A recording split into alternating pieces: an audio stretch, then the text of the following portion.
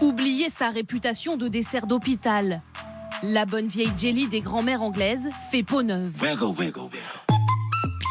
Arc-en-ciel, en étage ou même fluorescente. Des recettes flageolantes, ultra photogéniques, presque hypnotiques, qui éclaboussent les réseaux sociaux. Dans ce restaurant du centre de Londres, c'est le dessert qui fait régulièrement swinger les papilles des clients et l'inspiration de la chef Anna Tobias. Je vais préparer une gelée en étage à la clémentine et à la crème. À chaque saison, sa déclinaison de gelée. Ce jour-là, une version à base de jus de clémentine et de crème à la vanille, avec un incontournable, la gélatine. Il faut généralement 3 feuilles de gélatine par demi-litre de liquide. Mais pour les agrumes ou les fruits très acides, il faut une plus grande quantité pour que ça prenne bien. Une gelée montée en étage, avant de laisser place à celle qui est peut-être l'ingrédient principal, la patience. 30 à 45 minutes au réfrigérateur entre chaque couche.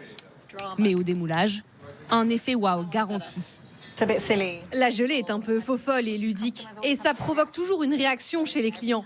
À chaque fois que vous en posez une sur une table, les gens s'exclament « Oh !» Ça vous ramène à votre enfance. Mais elle permet aussi beaucoup de créativité. C'est possible de repousser les limites de la gelée. Un dessert en brin rétro. Dans les rues de Londres, impossible pour ces Anglais de résister à son déhanché et à son grain de folie so british. Allez-y, secouez-la. Ça fait appel à l'enfant qui sommeille en nous. C'est rigolo. Et je ne sais pas pourquoi, mais c'est quelque chose qui nous fait rire ensemble. C'est doux, c'est sucré, c'est froid. C'est un super dessert. Il y a des jours où j'ai des envies irrépressibles de jelly. Et j'ai l'impression que chaque fois que je vais dans un magasin, maintenant, j'en vois partout.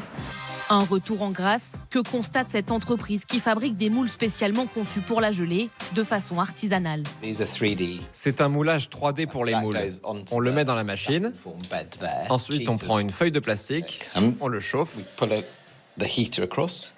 19 secondes très exactement avant de mouler le plastique chauffé sous vide.